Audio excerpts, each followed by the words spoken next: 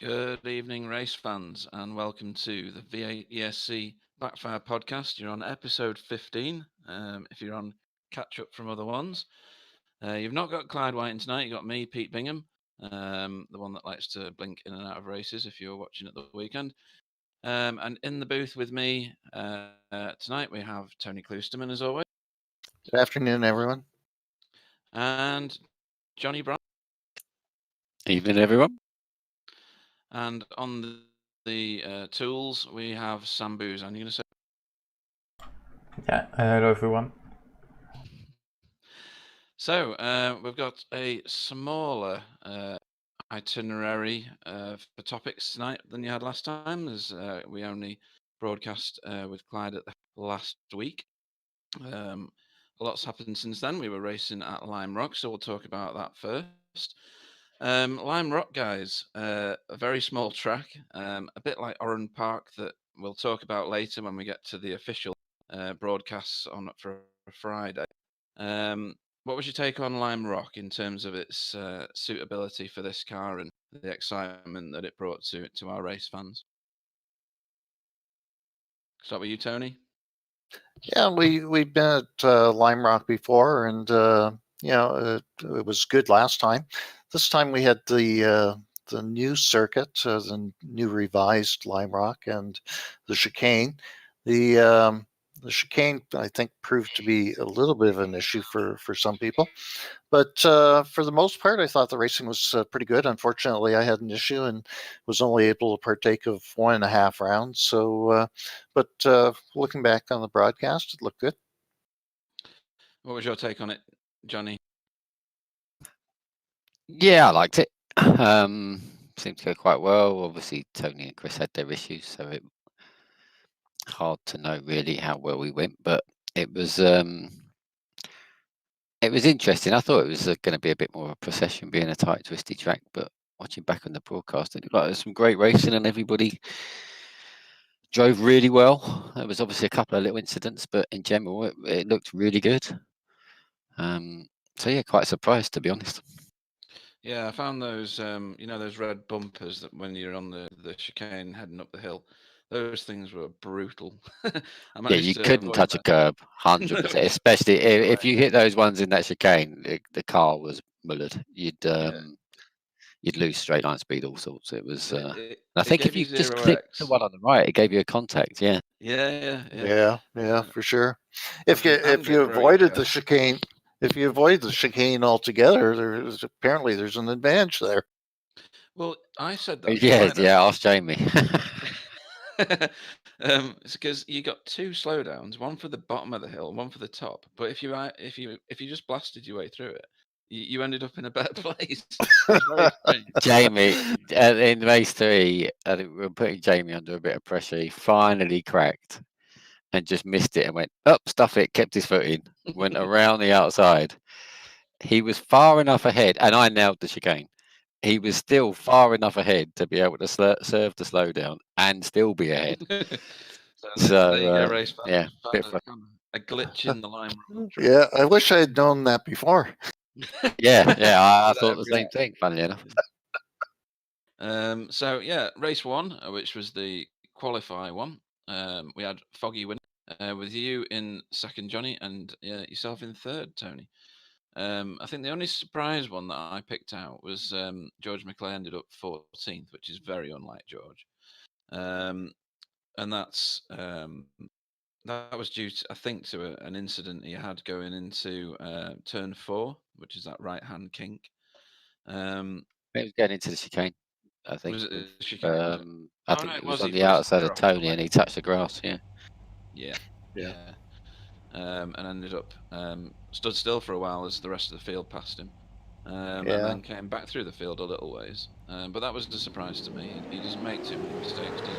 Well, to be fair to George, George and I had contact in corner 2, and the left-hander, and to George's credit, he held up and waited just long enough for me to get beside him, and then we ended up going side by side into the chicane, and it looked like he just touched the grass there and spun out. So his sportsmanship actually ended up hurting him quite badly. But I saw that on the replay, and it kind of looked like it lifted your car up a bit when he hit you. It did, yeah. And the side of your car looked a bit second-hand after that. But yeah, that's exactly what happened. It's all come back into my mind now. I've been refreshed. So that one was relatively incident-free, really, compared to race 2 or round 13. So Jamie Wilson won that. That was his first victory, which is interesting. Congratulations, Jamie. Yeah, congratulations. I've never had that, so yeah. With George in second, so that shows when he doesn't go gardening off track, where he can end up. And I think he started about 4th though at the same time. How did he? Because he was gardening. Yeah, because it was reverse grid. Yeah. But lots and lots of incidents in that one, Johnny. I know you drove through or round most. What was your take on the incidents? I think I hit Anthony Woodward at the start, where I lost control of the back end. I was on the outside, and the car just massively stepped out. And if Ant wasn't there, I'd have been gone. And it just sort of tapped the back of him, and we both had our own little incident. And then apart from that, it was, I can't remember who was hitting who or doing what. I was just sort of lucky to stay out of most of it. And avoid people. I managed to pick a few people off when they were fighting each other. And ended up doing quite well getting through the field. I mean, there was lots and lots of overtakes in race 2, as you'd expect with a reverse grid. And there's a few surprises as well. So Jamie winning his first race isn't a surprise necessarily, because he's a really good driver. It was just a matter of time. Jamie Jeffrey, so he's relatively new. I think this is his second race out, and ended up 6th there. So he maintained his position and did really well to fight off the attentions of a lot of people. He had real trouble entering into the chicane, on the replay at least. Either overshooting it or just choosing the wrong line into it, or just being under pressure from somebody. And that's what's inhibited his maintaining maybe it's top 5 or something like that. But it's a good result, 6th, isn't it? Given the field that was out there. Yeah. I mean, you're both out there. I think it was a great result for him, especially as I think on the broadcast they said he's got a rookie license. Yeah, So he's got a rookie license. He's obviously pretty new to the car, and that chicane's pretty tricky to break into at the best of times. And when you add that with the V8 and the fact that you need to blip the car, it's so easy to lock up, isn't it? So if you don't know, and just looks like he got caught out by that a couple of times.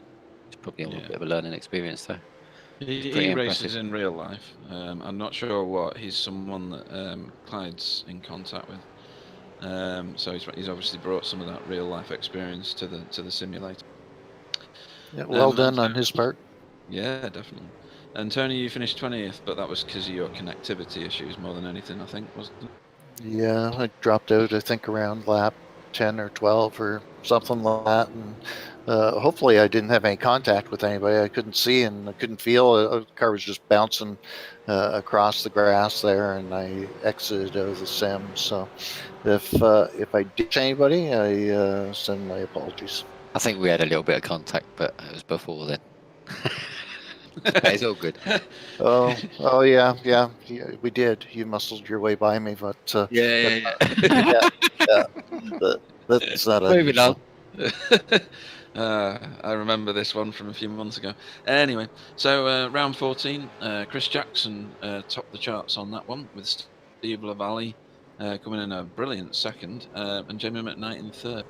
And that was full of overtakes and rivalry competitions as we went through the race. And I think someone forgot to pay the electricity bill because that race was remarkably dark, wasn't it? I know we started off in the late evening, but it was like someone just turned the lights off. Yeah, that's Clyde's doing. I had sent him a note earlier in the week, and I said it's going to be really, really dark, and he said, "Oh, goody!" So a little bit of evil there. Yeah, I It mean, made me laugh watching the broadcast back and just the sheer confusion for Marco and Sam Fitzpatrick. That's who's that again? Just gone past that. I'm not too sure who that is. another set. Yeah, that made it difficult for those guys for sure. Yeah, because Lime Rock's not exactly got any lighting around it, has it? So it's just going to be pitch black the entire time. Yeah. But it made for interesting racing. I thought it was really well raced as well, that last race. It felt like a very successful, competitive race. I thought it was very good. So, Tony, what do you consider the driving standards that we saw at the weekend? Because we've had in the previous few races a bit of controversy and things like that about people taking lines or dive bombing and things, and whether they shouldn't, etc. So, how do you consider the driving standards for Lime Rock? Well, we only had a couple of protests, but there was some incidents that went by that were suspect, I suppose. But when it comes to driving standards, the thing that I think most of us would like to see is that if you cause an incident, if you spin somebody out, you need to redress that position. Mm-hmm. If you redress it, everything will be fine. If you carry on, no apology, no nothing, then you might suffer the wrath of the protest gods. Yeah. And yourself, Johnny? Your opinion on the standard of driving? Yeah, I thought it was pretty good. Yeah.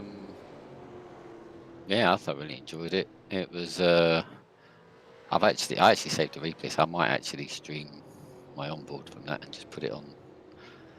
Put it on the YouTube or put it on the on the V8 Discord.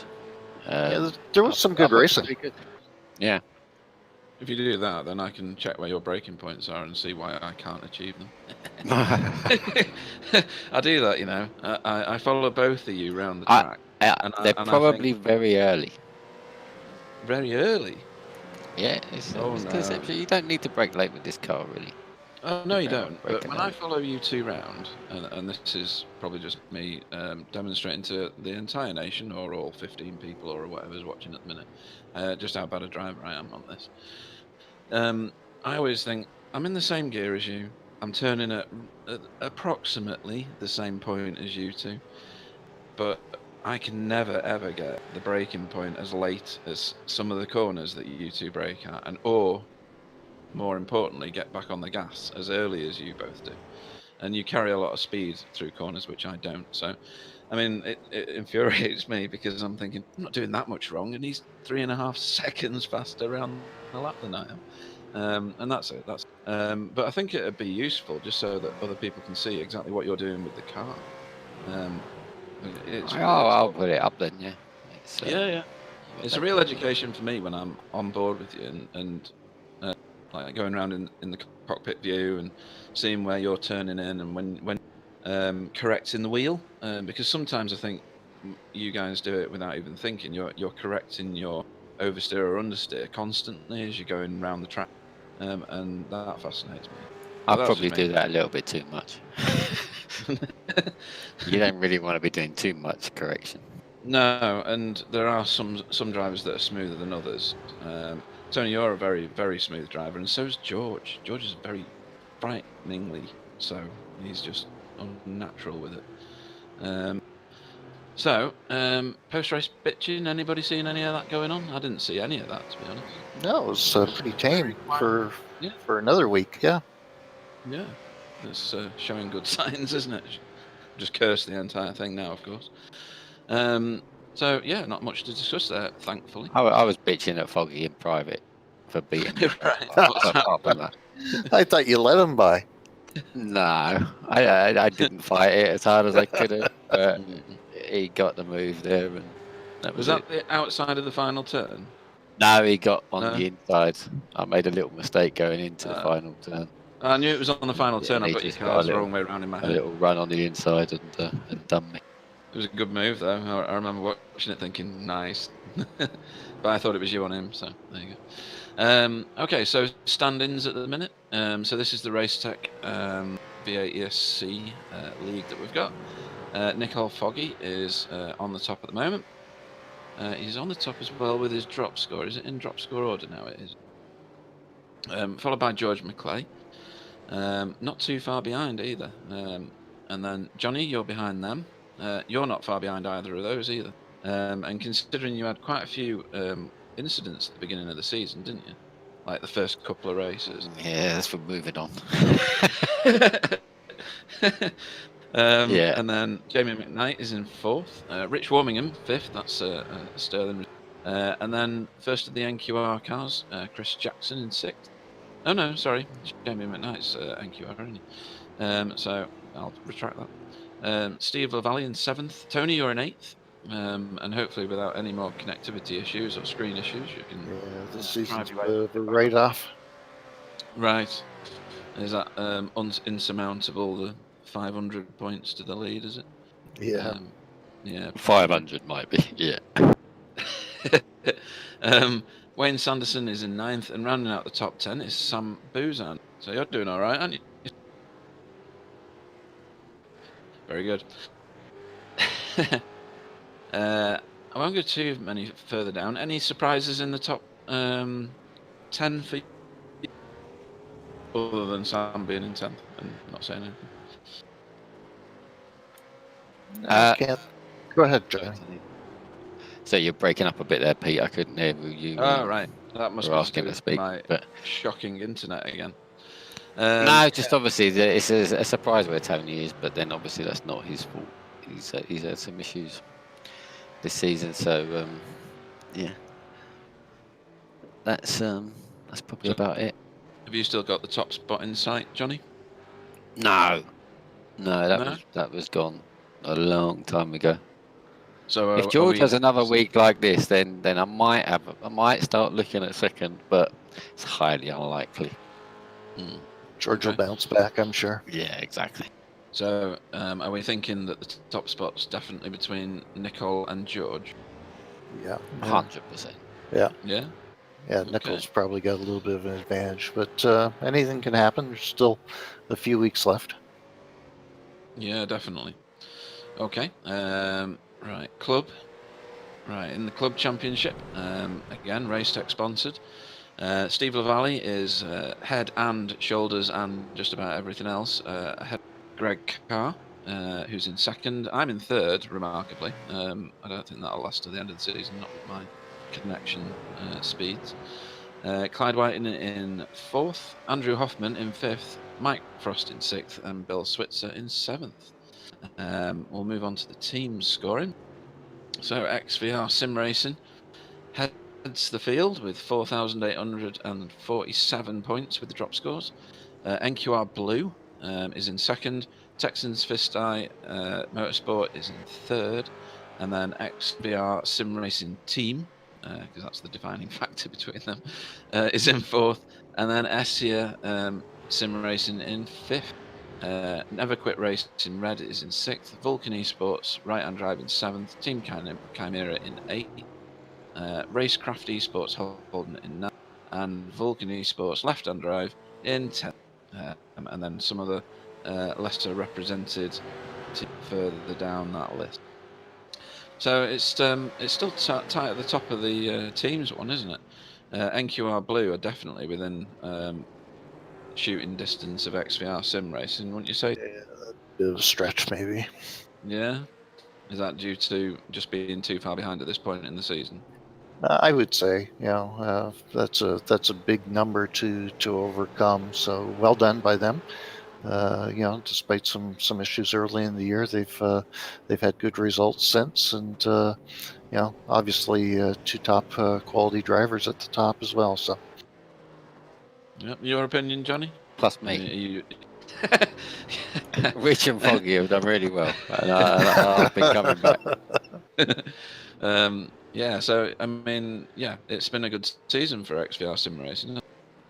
Yeah, it's been good. It's not over yet, but yeah, it's been good. I mean, it's no secret we like this car, and everyone in the team likes the car.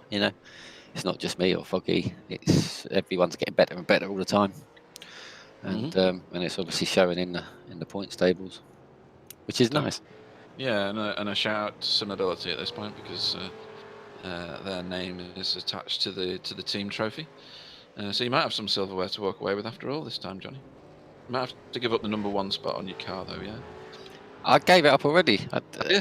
Or did I? Actually, no. Did I win it last season? I think you did, didn't you? Did I or did Foggy? I can't even remember. Actually, I think I did win your it last season. Your car has #1 on it all the time. I did win it. I did win it last season because Foggy wasn't there. Yeah, that's right. And now he's back. He's going to take it. So yeah, that's fine. So have either of you got a driver of? Start with you, Johnny. Who would you consider your driver of the meeting from the 3 rounds at Lime Rock? Probably Jamie Jeffrey. For a newbie, for me, I'll give him a shout.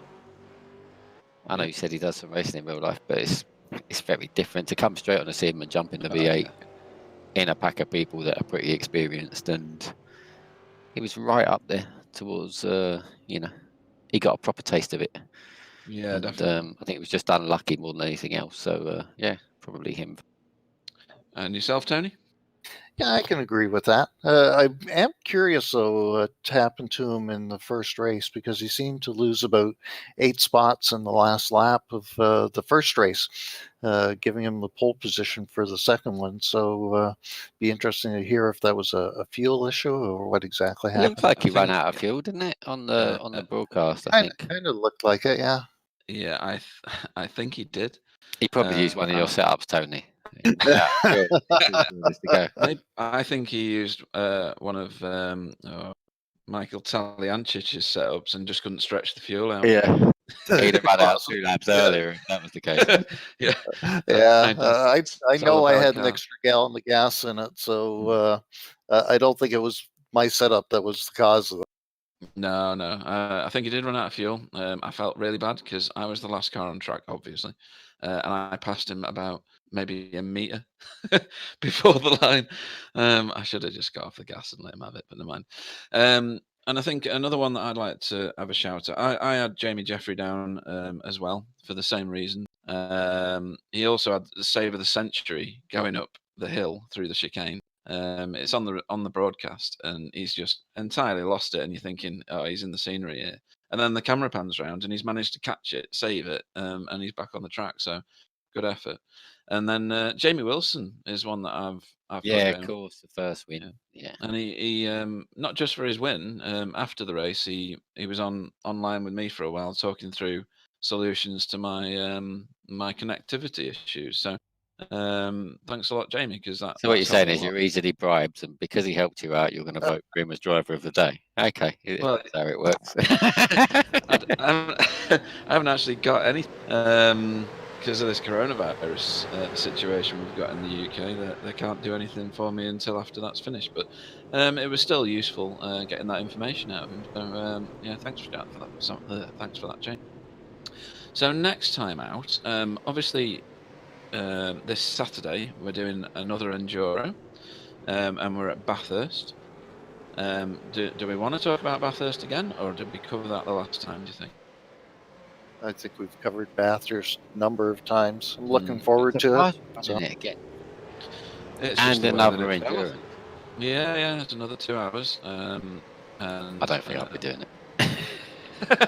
it's not your favourite track, is it? I'm useless. Thankfully, Clyde's not in the room right now because he'd be telling everybody how useless I am at Bathurst. Tony, you looking forward to turning more laps at Bathurst at the weekend? I always enjoy doing Bathurst. So, 2 hours is a little lengthy there in one sitting, but yeah, I'm looking forward to it. Okay, cool. So everybody needs to tune in on Saturday to see the endurance race for the endurance series, Racetech endurance series for V8ESC. Our next Racetech standard league is at Silverstone. Now, Silverstone's one of those tracks that a lot of people like and a lot of people don't. I've got particular bits of the track that I like and then areas that I don't like. So we'll start with Johnny. What's your take on Silverstone, Johnny? Like it, hate it, like bits of it, hate bits of it? What's your take on that? I like it. Yeah, I think it's a good track. Okay. Is it the full Grand Prix circuit we're doing? Yeah, I assume it is then. Yeah, I like it. I mean, I like all layouts of it, to be honest. Yeah, looking forward to it. Should be good. I know Bill particularly. Well, Bill was saying on a conversation, he preferred the old version. I did to a point, and I mean, maggots and buckets is synonymous with motor racing anyway, isn't it? Almost downhill. All the iconic corners are pretty much still there, aren't Very they? much. So yeah, absolutely. It's the back section, isn't it? Before you come down that very long straight they've put in and turn into the comp. Terry, you got an opinion on Silverstone? Yeah, we did an official there a few weeks ago, so I had a chance to do a number of laps there. The one thing I find with the new Silverstone is that visually there aren't a lot of visual indicators as to where the corners are going. So the first time I actually got on it, I think I went off track about 15 times.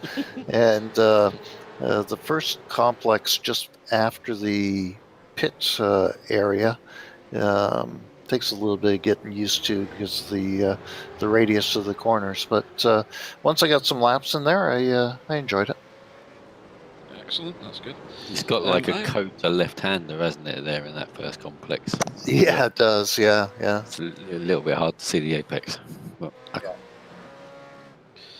yeah, there's a few challenging bits on that track, and it's probably why it's so famous.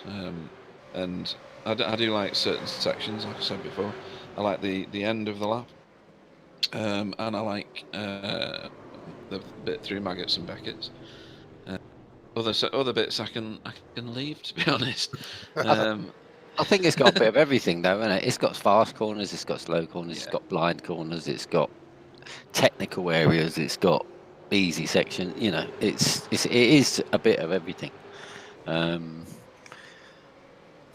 which I quite like. So it might be interesting setting the car up. Yeah, definitely. And I think if we get a big enough grid for that one, it'll be interesting because Silverstone's quite a big track, isn't it? It soon strings out, and you can get lost on it, if you know what I mean. You can end up on your own in a load of air with no other cars to grab a tow from. So it'll be better if we end up with the biggest grid that we can have of the season. Definitely. I mean, it's no Lime Rock, is it? You don't go around there in under a minute. That's a sizable lap. Okay, so in terms of iRacing news, I was looking through the forum before, trying to find iRacing topics to talk about here, and I find it very difficult finding the bits and pieces in the forum. I did find the latest one. One of the things that I do know about is when they did an update, I think it was at the either end of last week or the beginning of this week, there was an issue with getting disqualified if you got any penalties. Were you too? Yeah, so they put in a feature in some of the top series and as well in Hosted that you could set the qualifying rules, I guess, to be very stringent or lax.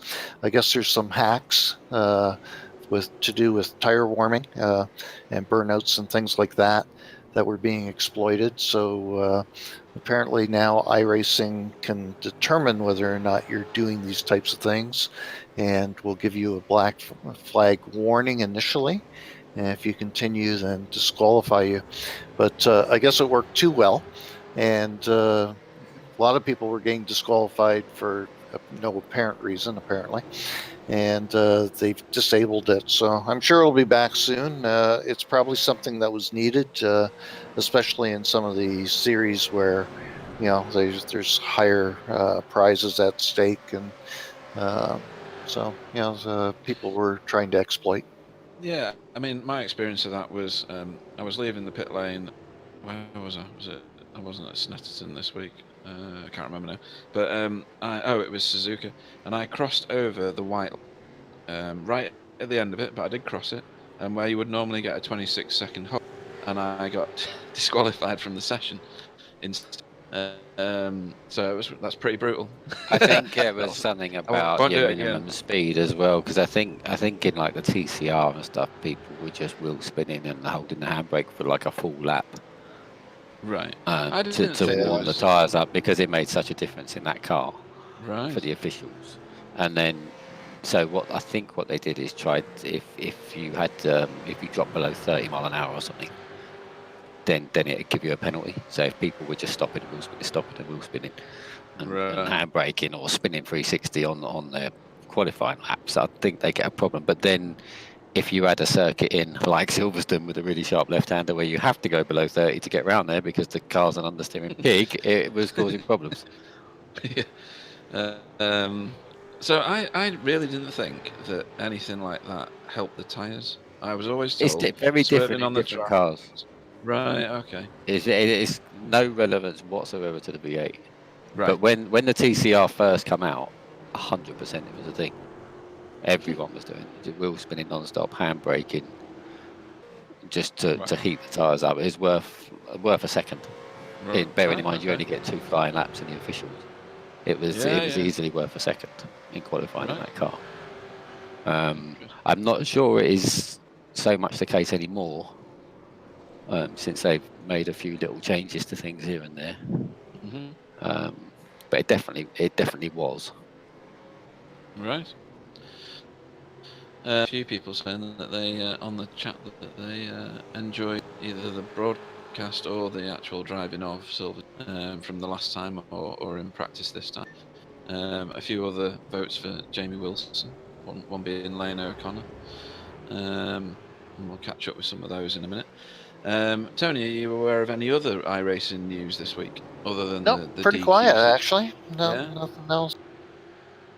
They haven't done their usual 16 updates a week, have they, this week? Well, not this week. We had, 4 last week, something like that. Yeah, so, it was crazy. Yeah, I thought we might see some supercars updates, but haven't seen any yet. And the reason I say that is because of the E-Series that's going on in Australia with all the regular supercars drivers. They've been driving it for 2 weeks now. And I thought we might see some changes, but no. And their broadcasts have been very good. I don't know if everybody's seen them, but they've had some good racing. Cool. Ant Woodward said that my connection needs a mention. I think I've already mentioned it, and I think, well, I've already said that if my connection is not sorted by my ISP by the next race, I won't be taking part. When's the last time you put a new router in? Put a new router in? Yeah. Have you got the same router that you've had for like 5 years? No, it 2 years. As simple as that. Yeah. I mean, you can change them every year or 2 years or something. It can make a big... Yeah, the ISP... Might be slightly off topic, but yeah. They shall remain Virgin Media anonymous.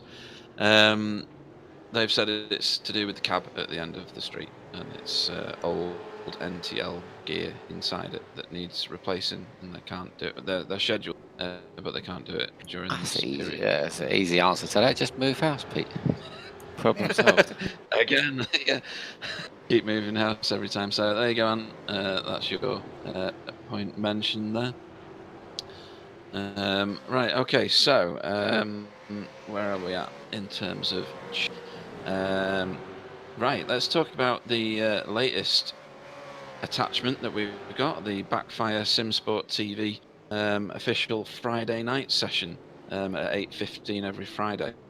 Oran Park was our last destination, and that was full of brilliant driving, crazy incidents. To be honest, it was. It's a bit like. Unfortunately, I was responsible for most of the crazy incidents. But yeah. Wasn't going to mention that, Johnny. It's a bit Lime Rock-esque, other than it's a lot flatter. But there's some wicked corners on that track, isn't there? It's a shame it doesn't exist. Yeah, I guess you like it, Tony. It's a V8 home track, isn't it? If you know what I mean. Yeah, I really enjoy racing there. It's a very technical track when it comes to your turning points and that sort of thing. And that first corner is difficult. I managed to botch it up 3 times. I saw, Johnny, you had an issue there once or twice. The brake, to get the braking down properly for that turn, it just eludes me for some reason. But really enjoy that track. I wish that we could do it in our league, but there aren't enough pit stalls to satisfy Clyde, although we don't have 60 cars participating, so I'll have to have a chat with them about that again. But just do it as a sprint round, so we don't have to pit. It's a great. Yeah, I think it's because the number of pit stalls determines how many entries you're allowed to have, and since we registered 60 drivers, we try and have tracks with 60 pit stalls. So that's how that works. I was just thinking Scops were just there, weren't they? But then I suppose they only do 40 driver limit, don't they? 40, yeah. So it fits into that. But I don't think we've had over 40 anyways, so maybe it's a moot point. But yeah, I'd like to go there and to go back to Oulton as well. I think that's another track that suits the V8 really well. Yeah, I grew up near Oulton Park. I used to bunk into there when I was a child. This is what I don't like about Bathurst. It's just every day, I'd much rather go to places like Oulton Park, Oran Park, all the tracks we don't go. There's so many good ones on iRacing, and even I forget what half of them are. But they're exactly the ones you can't think of. They're the ones I want to go to. Right.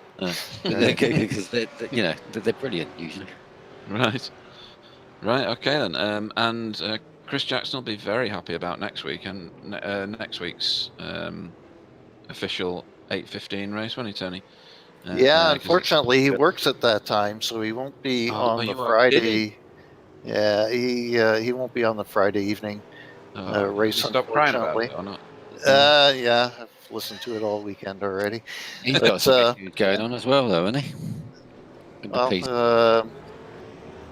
What's that, John? He's got some issues with the PC going on as well, hasn't he?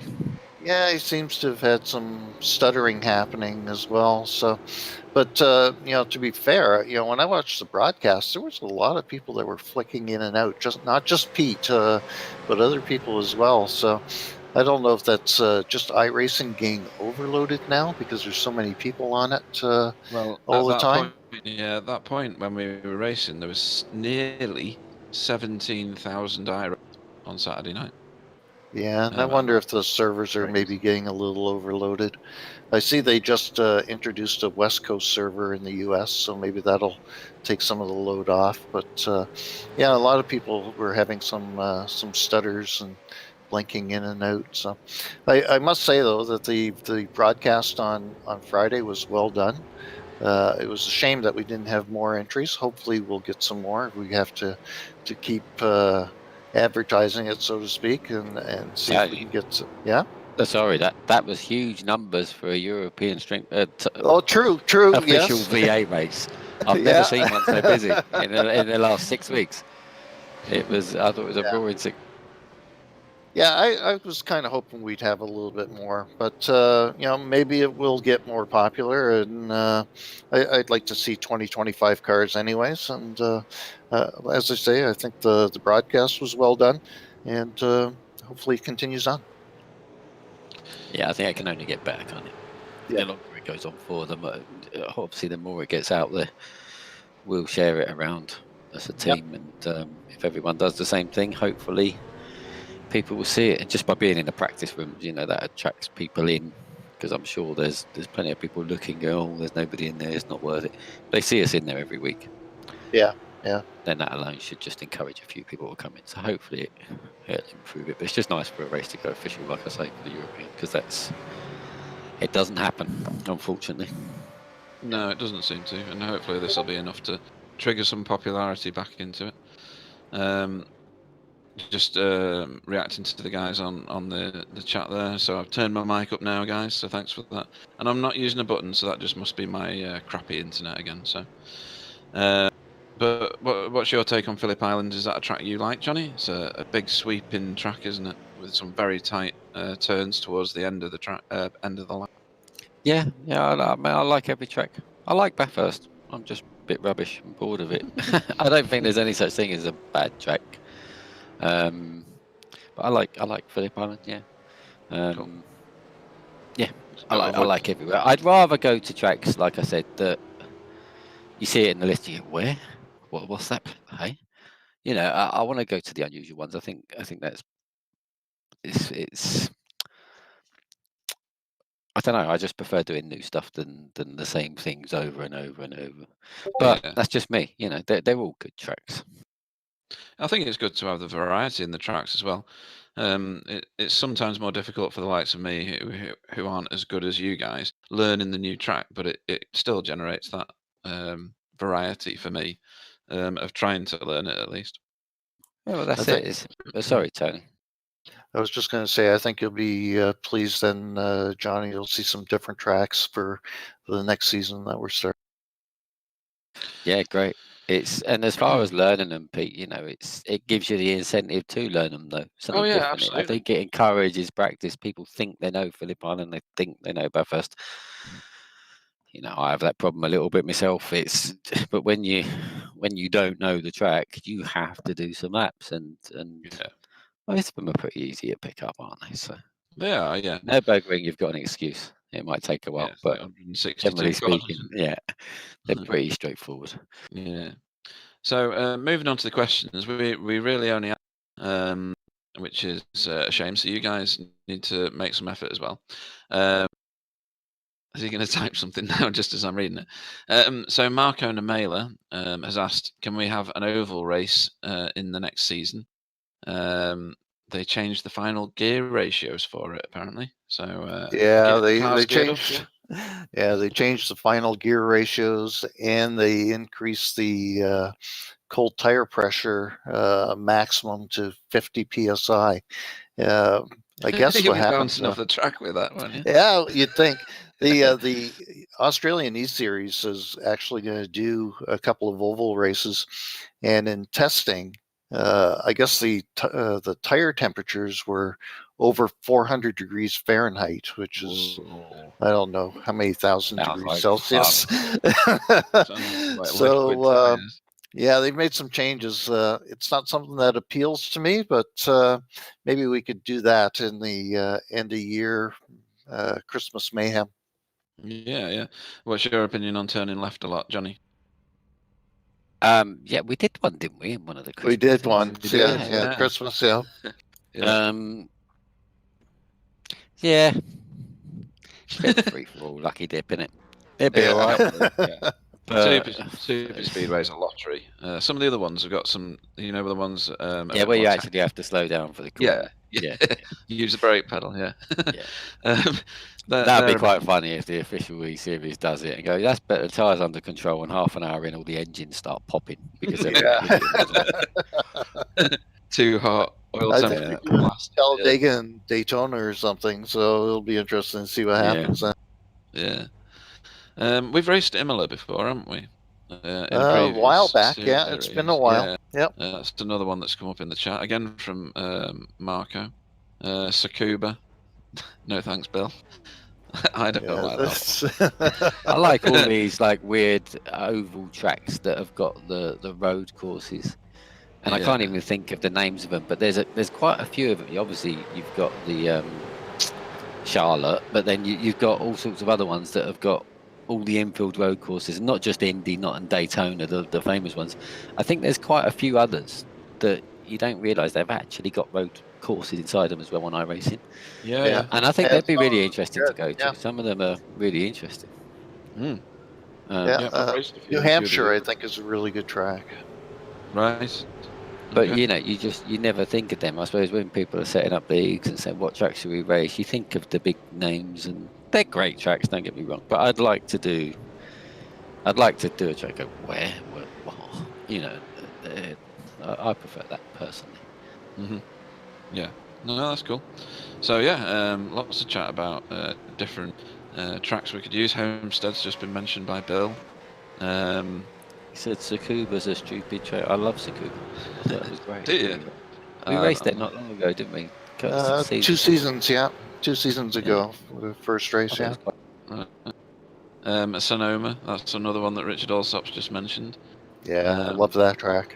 Yeah, we have raced that, haven't we? Yeah. Yeah. Yeah, I'm sure Yeah. we did, didn't we? That Yeah. was the That was good famous. fun. That was the famous Ebdoka Sam Buzzin Gate event, wasn't it? Yeah. For the reverse grid. That Sam wants to remember that, but no. Cool. Right. Sorry, so Sam. let's see where. Have we still got some chat going on about tracks? No. That's because you raced karts, apparently. That's because I race karts. That's why I like small clippy circuits. You might have a valid point there, Bill. Would you like to become my psychiatrist? I think there's a big fat no coming onto that one, Johnny. Okay. Any other points that either of you two would like to mention? Start with you, Tony. No, I would hope that everyone's safe and healthy and well. Doesn't matter where we are in the world. I think we're all being affected by what's going on out there, and hopefully we come out on the other side of this better for it. Yeah, definitely. Anything from you, Johnny? No, not really. Just great racing as usual. I suppose the only thing I could say is, if anybody doesn't know, we're sort of partnered up with the British touring car team at the moment, Power Max Racing, and they're just about to start a league where the prizes are going to be pretty cool, and there's going to be a lot of real world drivers in it, Right. including some very big names. Okay. And qualifying for it starts on Wednesday, and there's going to be a lot of big prizes up for grabs. When you say a big prize, what does that look like? Big prize. I've no idea. That's seats. They haven't all been announced yet, but like 350 quid race seats, all in the team colours, is one of the only ones that's been announced at the moment. So I can't really say much more than that. But there's going to be big prizes in there. Okay. So, and you obviously get a chance to race with all-wheel drivers. It's going to be in a TCR. Qualifying's on Wednesday night at Brands Hatch Indy. There's going to be a load of rooms open if you want to try and qualify. I think there's going to be a lot of spaces. So if anybody's interested, have a look at that. Ant's just said which cars are they using? The TCR Audi. Right. Okay. That answers British that one. touring car. Closest one to the British touring cars. So, you better go and buy that one, Ant, and then you can race it. Just in case you've not got it. He says thanks, which is always good. What else was I going to mention? If you're interested, and have a look at our web pages, there's details on there on Facebook on the XVR Sim Racing one. Do them all the details of it, or just message me. Yeah, or put it in the chat on there. Yeah. And that'll help anybody that's out there wanting to have a go at this. It sounds fascinating. Let's see what happens with There's that. lots of it going on at the moment, and it's well, the world of real racing is on standby, isn't it? So this is the sensible alternative, and it's picking up pace, isn't it? Every week that goes past and there's no real life racing, and it'll take them a while to reorganise all that and reset their calendars, etc. Simulated racing benefits from it, doesn't it? Ultimately. Yeah, it's Indeed. been very popular, and I see Scott McLaughlin. I don't think that guy sleeps. He's been in every series so far, and doing very, very well. Yeah, he is. Yeah, he's doing fantastic. It's unbelievable what he's managing. And Right. Well, Max Verstappen was in one of the esports V8 supercar races last week, and he did very well for himself as well. I saw his name and I just didn't think it would be him. But then I've thought that about It was other him. races who are Yeah, through famous. the Red Bull. Yeah, Yeah, he yeah. did really well. Right. Excellent. That's good. It's certainly going to attract more stuff. I think a load of posts have been just put on there about XVR sim racing, so that's good. Bill says talent is wasted on the young. Well, I'll tell you when I'm old, Bill. Right, I'll bring this podcast to a finale then. Like I said, Clyde couldn't be with us tonight. He's not happy about that. He's got work commitments. He's trying to feed the nation in the job that he does. So, hats off to him. So, if there's nothing else, let's all say goodnight. Tony, Night, everyone. Johnny? Thank you. Good night, everyone. Take care. Yeah, everybody stay safe in these weird times, and hopefully we'll see you back here on Backfire Simsport TV on Friday for the official 8:15, and don't forget the endurance race at Bathurst on Saturday. Thanks to everybody and your comments on the podcast, and all your questions, all of one of them from Marco. So thanks for that. Thank you and good night.